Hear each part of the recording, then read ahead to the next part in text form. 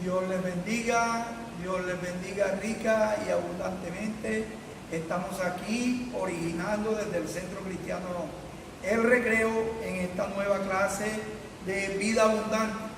Y hoy vamos a ver, oh Dios mío, un tema importante y muy quisquilloso, diría yo, porque es uno de los temas más difíciles para la vida cristiana y el más difícil para mí, como maestro, para predicarlo, pero el que más me gusta predicar porque es algo que es bien certero. Hoy vamos a hablar sobre las finanzas de Dios, y es algo que a mí como maestro me gusta predicar porque dentro de las palabras yo encuentro muchas verdades que puedo enseñar para aplicarla a la vida. Y hoy vamos a extender esta clase en dos esta semana, y la otra vamos a hablar en este primer segmento vamos a hablar sobre los diezmos, y en el segundo vamos a hablar sobre las ofrendas y las primicias. Entonces nos metemos de lleno en lo que son las finanzas, comenzando por los diezmos. Amén. Entonces el tema central es Dios y nuestras finanzas. Amén. El objetivo al cual nos lleva esta clase es a conocer los principios bíblicos acerca del manejo de las finanzas en nuestras vidas, pero sobre todo a la manera como Dios nos habla acerca de ella y cómo Dios nos puede prosperar en medio de ellas. Amén.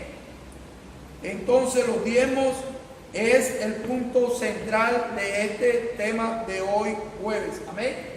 El principio fundamental es que quien practica el modelo financiero de Dios jamás vivirá en una economía frustrada. Amén.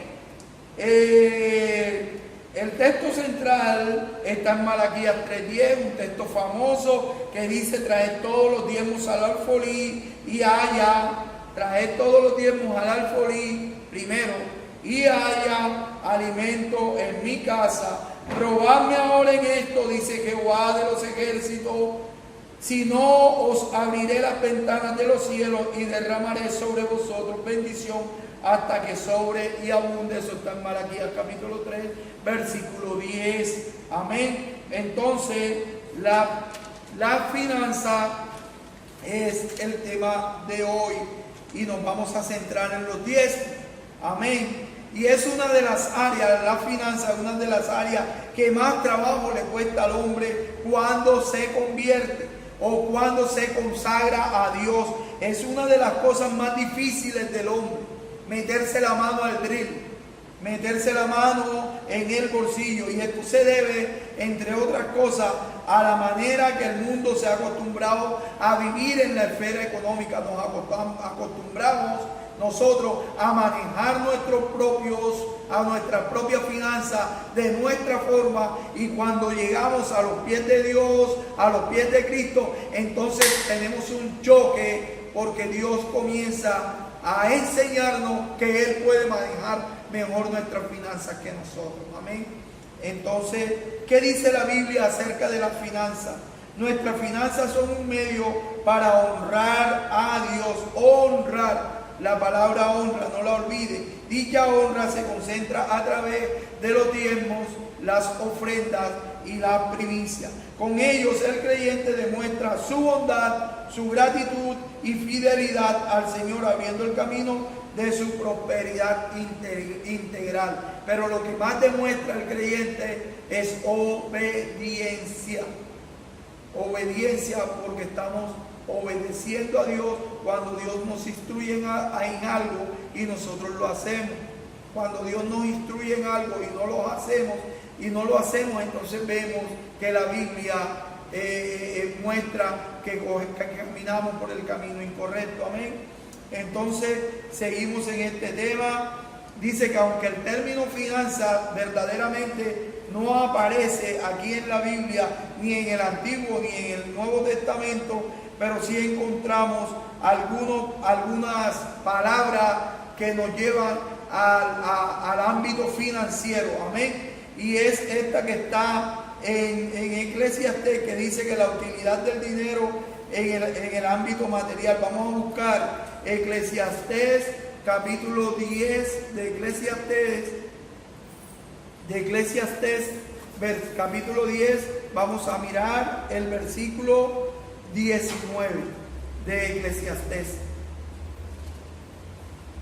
Ya lo encuentro rápidamente.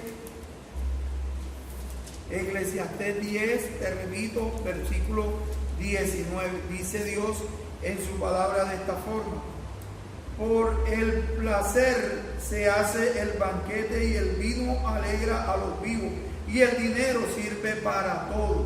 O sea, estamos viendo que en Eclesiastés nos está hablando de la finanza, porque nos dice que por el placer se hace el banquete y el vino alegra a los vivos y el dinero sirve para todo. O sea, Dios nos habla del dinero en la Biblia, que es el punto que estamos viendo. La importancia de administrar y conservar las reservas del dinero están en Génesis 47, 14, cuando habla a José. Amén. Entonces, ahí vemos la importancia de administrar y conservar las riquezas que Dios nos da. Amén. En segunda de Reyes, capítulo 12, versículo 11, nos habla la necesidad de proveer para la casa de Dios. Para la casa de Dios. Amén. En Primera de Crónicas, capítulo 29, ese lo vamos a leer. Primera de Crónicas, capítulo 29, también nos habla sobre la finanza. Y quería compartirlo en el capítulo 29 de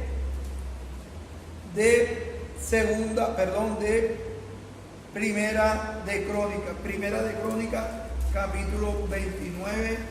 Esta Biblia es nueva y la verdad que es una bendición. Es una bendición grande. Capítulo 29, versículo 11 y 12. Dice Dios en su palabra, en el 11 y en el 12. Dice: tuya es, oh Jehová, la magnificencia, el poder, la gloria, la victoria, el honor, porque todas las cosas que están en los cielos y en la tierra son tuyas. Tuyo, oh Jehová, es el reino, y tú eres el celso en todo. Las riquezas y la gloria proceden ¿de quién? De ti.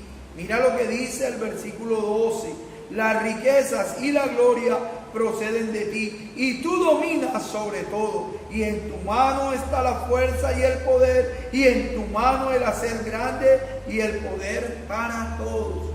Nos está hablando de la riqueza y nos está diciendo que Jehová es el reino y que de Jehová es los cielos y la tierra. Pero en el 12 dice que la riqueza y la gloria proceden de Dios. El dinero procede de Dios.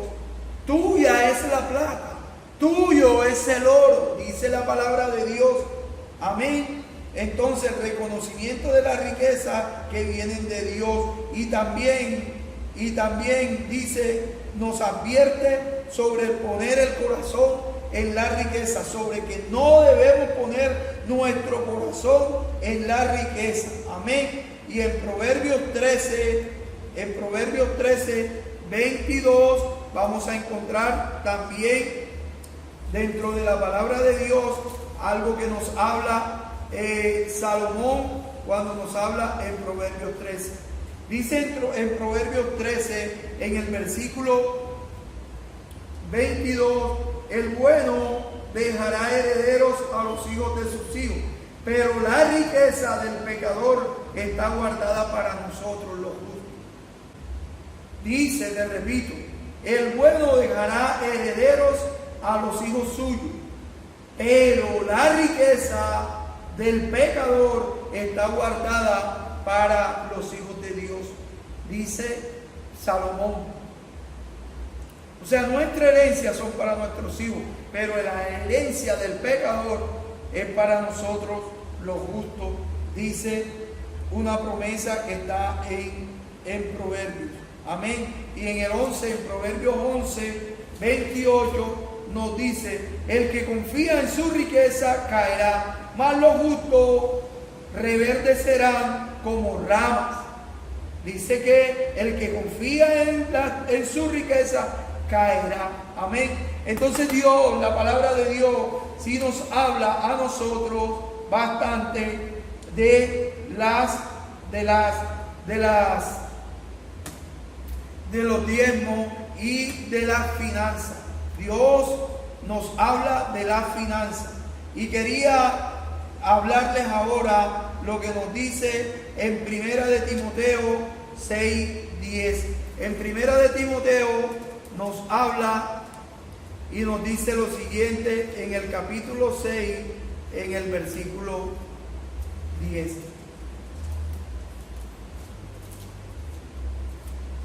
Dice en el 6:10 de Primera de Timoteo, dice: porque raíz de todos los males es el amor al dinero, el cual, codiciando algunos, se extraviaron de la fe y fueron traspasados de muchos dolores.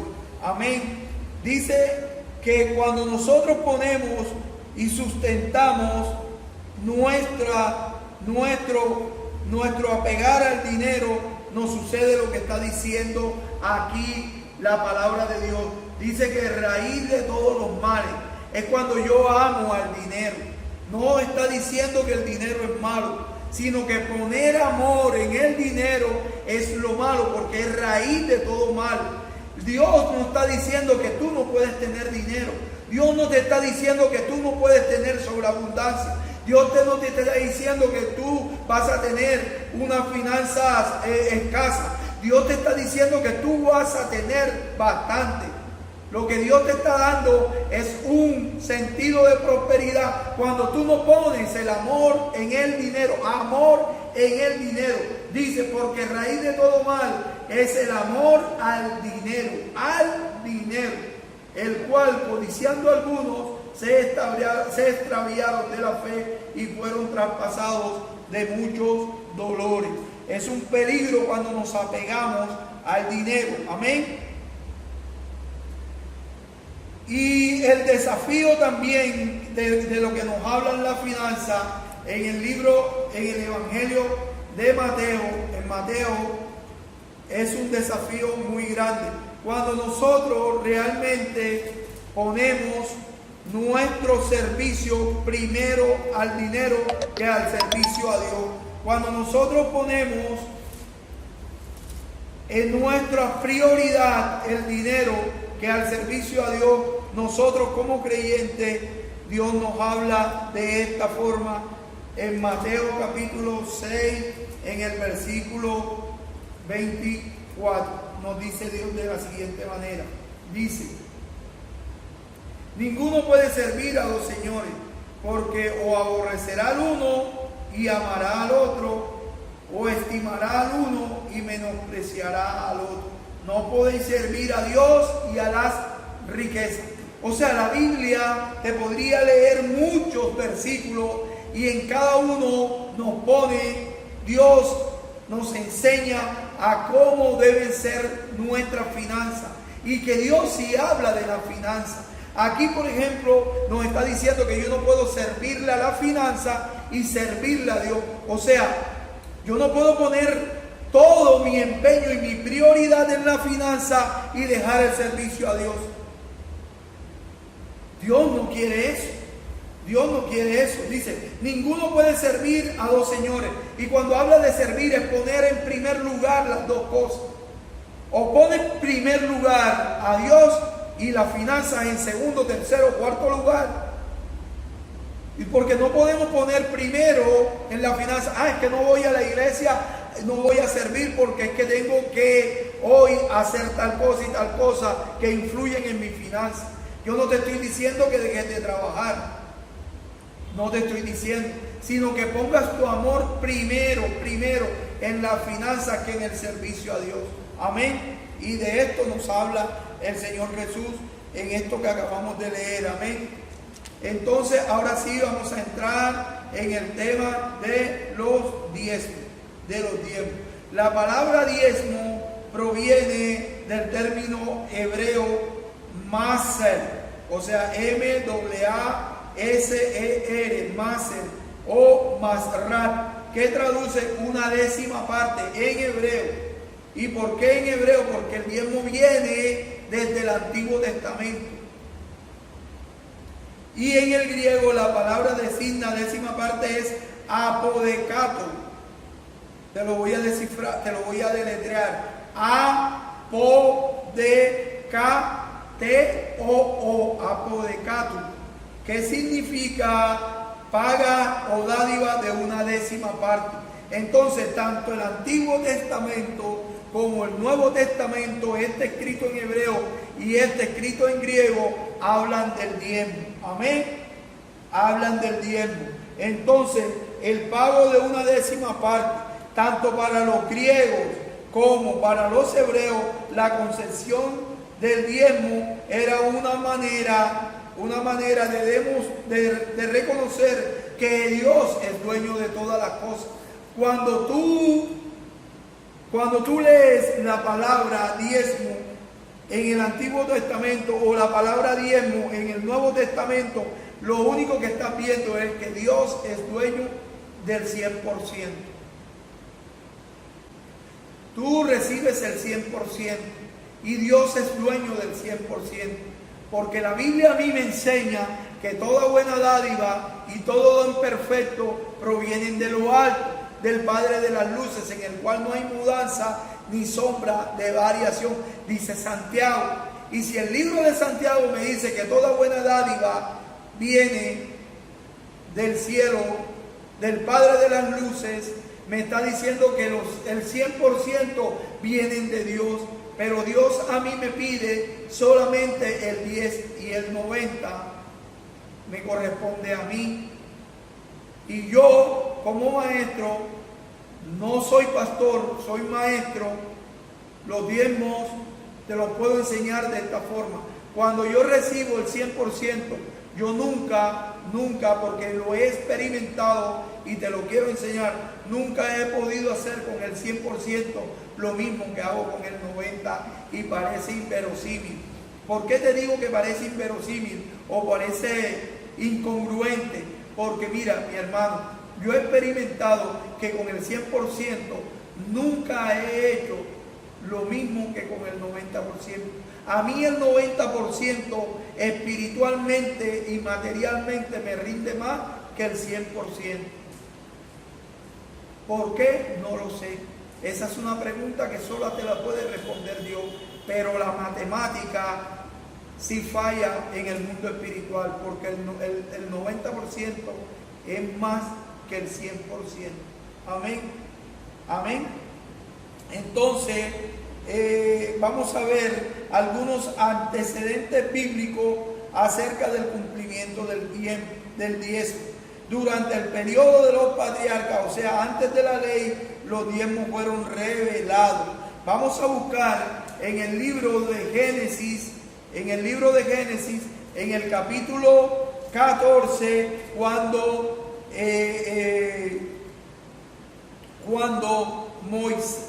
Abraham dio diezmo. Génesis 14, en el versículo 18 al 20, vamos a encontrar que el primer patriarca llamado Abraham dio los diezmos. Amén.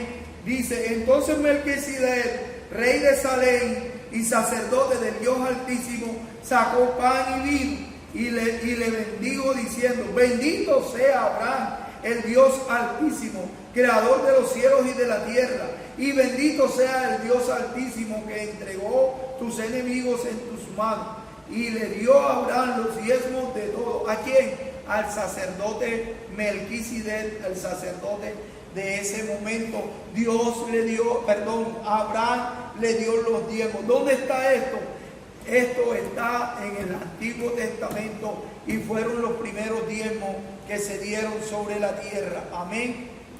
Amén. Entonces, durante el periodo de los patriarcas, o sea, antes de la ley comenzó en el año 1400, la ley comenzó en los días de Moisés, y aquí estamos 500 años antes hablando de que ya se daban los diezmos, de que el hombre fue instruido como Abraham, que fue direccionado totalmente por Dios y dio diezmo antes de la ley, y te estoy hablando de 500 años antes de la ley, para aquellos que dicen que los diezmos son únicamente de la ley. Aquí vemos que Abraham dio diezmo, dejando por el piso la doctrina que los diezmos son solo de la ley. Amén. Entonces, durante el tiempo de los patriarcas, Dios enseñó a Abraham a diezmar. Guiado por una revelación, fueron dados a Abraham, al padre de la fe, a Melquisedec, el sacerdote de Salem. Amén. Era sacerdote del Dios Altísimo. Entonces, aquí el Señor nos enseña a dar los diezmos desde antes de la ley. Los diezmos en Génesis 28 también antes de la ley fueron entregados por el hijo de Isaac, y estoy hablando de Jacob. Jacob antes de la ley, también en Génesis 28, en el versículo 20, también nos habla de esta entrega de los diezmos. Dice: e hizo Jacob voto diciendo: si fuese Dios conmigo y me guardara en este viaje en que voy, y me diere pan para comer y vestido para vestir, y si volviese en paz a mi casa de mi padre, Jehová será mi Dios, y esta piedra que he puesto de señal será casa de Dios, y todo lo que me diere el diezmo apartaré para ti, Señor. Aquí estamos viendo otra de las palabras que nos enseñan que el diezmo es de Dios. Amén. Amén. Entonces, seguimos en este proceso que llevamos del diezmo. Durante el periodo de la ley, en Levítico, también el Señor enseña a dar los diezmos. Vamos a buscar la palabra en Levítico, porque ya leímos la palabra que está en Malaquías, en el Antiguo Testamento. Amén. En el Antiguo Testamento, donde Dios nos enseña a dar el diezmo. En Levítico 23, 27, también Dios nos enseña a dar el diezmo. Busquemos Levítico 23, versículo 17, que nos dice,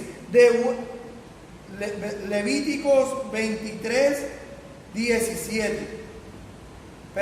27, hasta el 32. Amén. Dice: día de reposo será vosotros, y afligiréis vuestras almas, comenzando a los 9 días del mes en la tarde. De tarde en tarde guardaréis vuestro reposo. Y habló Jehová a Moisés diciendo: habla a los hijos de Israel y diles: a los 15 días de este mes séptimo será la fiesta solemne de los tabernáculos a Jehová por 7 días. El primer día habrá santa convocación, ninguno trabajará de cierto. 7 días ofreceréis ofrenda encendida a Jehová, al 8º día tendréis santa convocación, y ofreceréis ofrenda encendida a Jehová, fiesta de trabajo de siervo haréis. Amén. Entonces, en el versículo 32 nos habla: día de reposo será a vosotros, y cualquiera persona que hiciere trabajo alguno este día, yo lo destruiré a la tal persona entre el pueblo. Amén. Entonces, en Levíticos capítulo 23, en el versículo 27, dice esto: a los 10 días de este mes, el séptimo será de expiación y tendréis santa convocación. Pero la verdad no me habla aquí del diezmo. Bueno, en Malaquías 3 sí, ya lo leímos en todo el Antiguo Testamento, y ahora vamos a hablar en el Nuevo Testamento acerca del diezmo. Amén. En Mateo, vamos a buscar en Mateo 23. En Mateo 23, que nos habla acerca de Jesús y de cómo Jesús nos muestra acerca del diezmo. Mateo 23 nos dice en el versículo 23 también, dice en Mateo 23: ay de vosotros, escribas y fariseos, hipócritas, porque diezmáis la menta y el eneldo y el comino, y dejáis lo más importante de la ley, la justicia, la misericordia y la fe. Esto era necesario hacer, habla del diezmo, sin dejar de hacer aquello. O sea, está criticando a los escribas o a los fariseos porque diezman y porque no practican la justicia, la misericordia y la fe. Y Jesús los está instigando a que practiquen la justicia, la misericordia y la fe. Que no solo era necesario que ellos diezmaran, o sea, les dice, sí, deben diezmar, pero no dejen de practicar la justicia, la misericordia y la fe. Entonces nos está hablando en el Antiguo Testamento y también nos está hablando en el Nuevo Testamento acerca del diezmo. Amén. Acerca de el diezmo. El diezmo es una práctica, no es una práctica exclusiva del antiguo pacto. No es una práctica exclusiva. Miren, les voy a decir algo. Cuando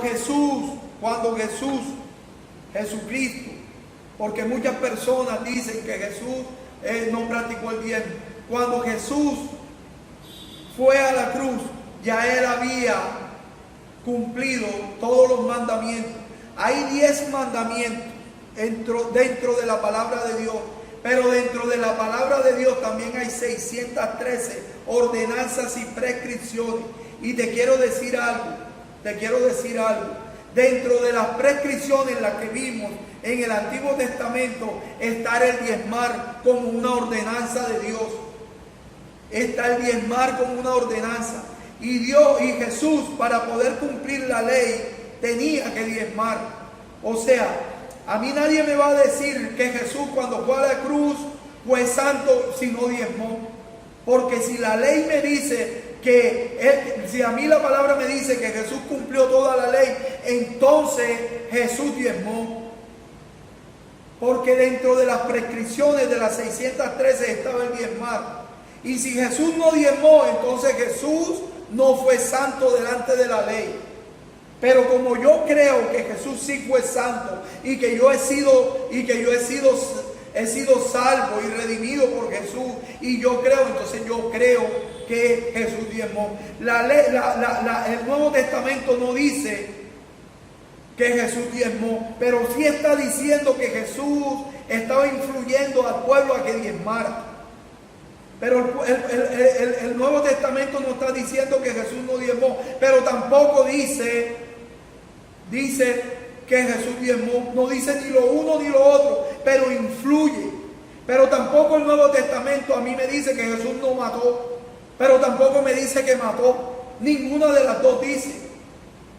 Tampoco dice que Jesús fornicó, pero tampoco dice que no fornicó. Entonces, si a mí no me dice ni de lo uno ni de lo otro, yo creo que Jesús sí diezmó.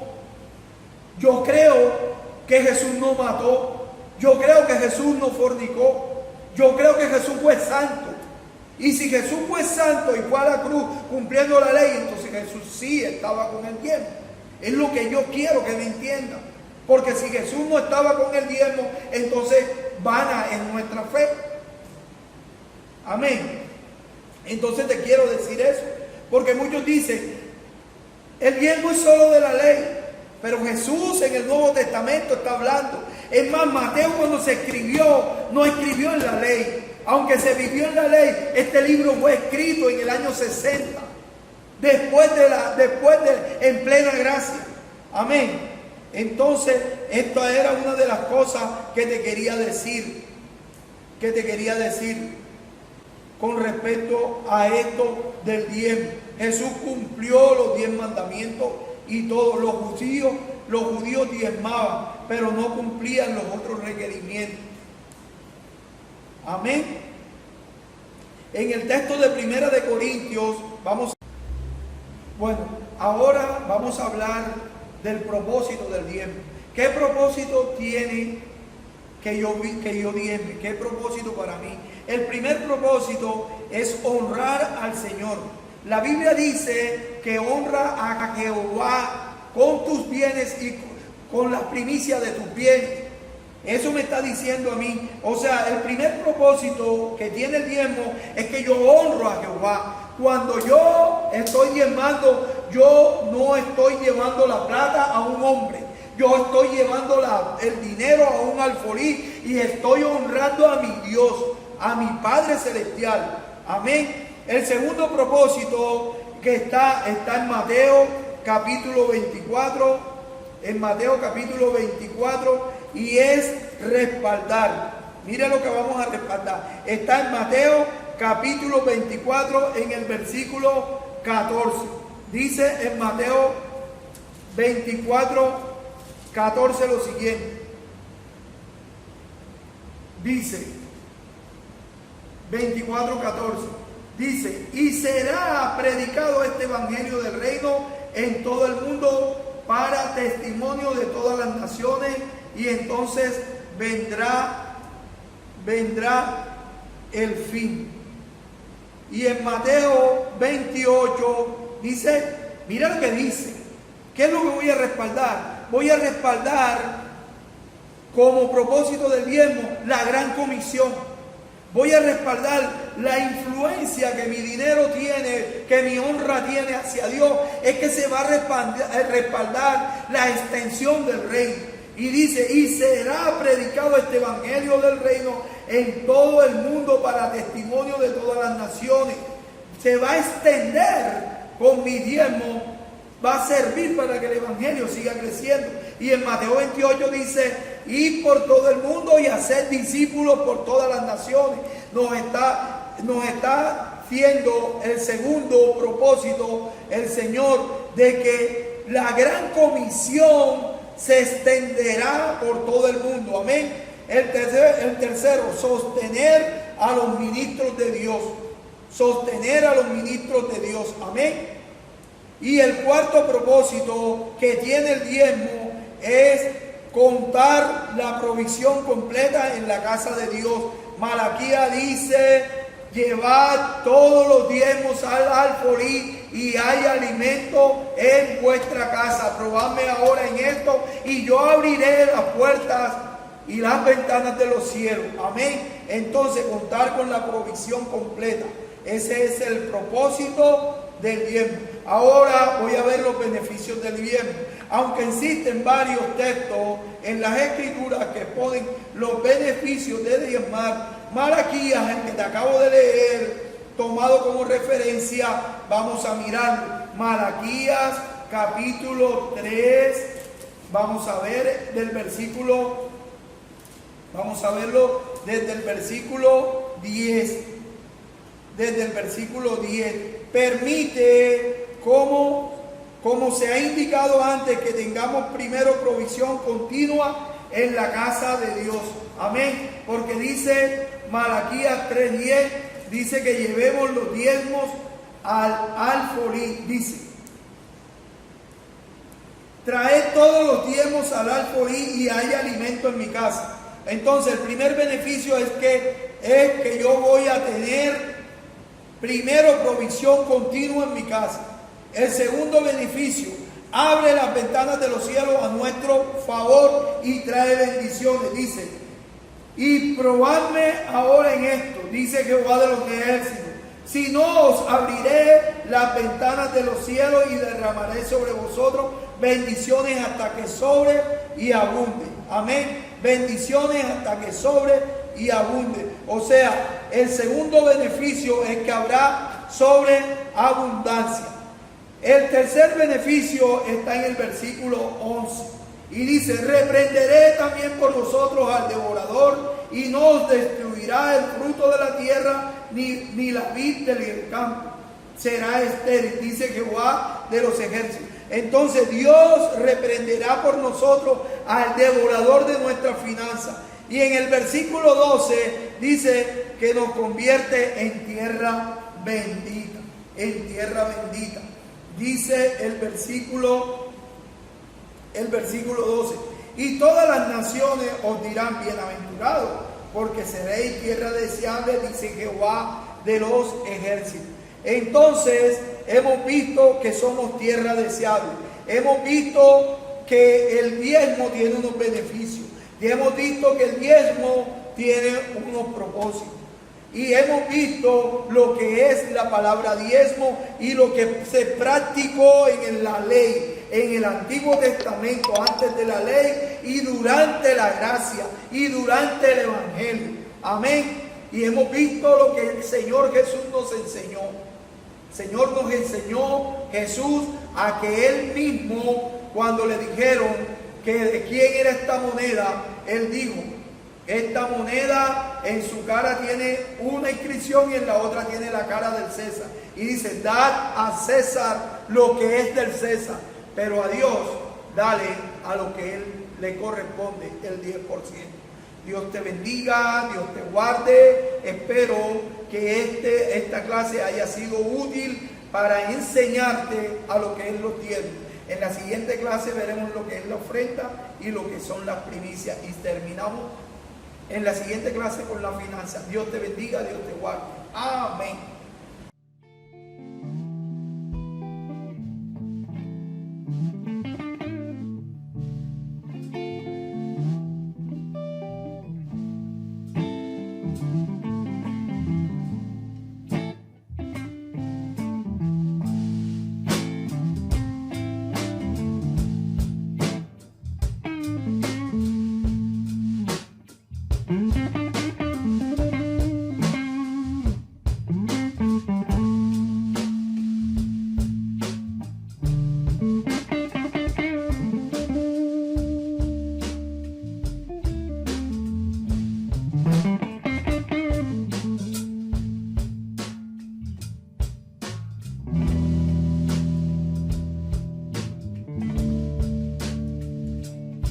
Mm-hmm.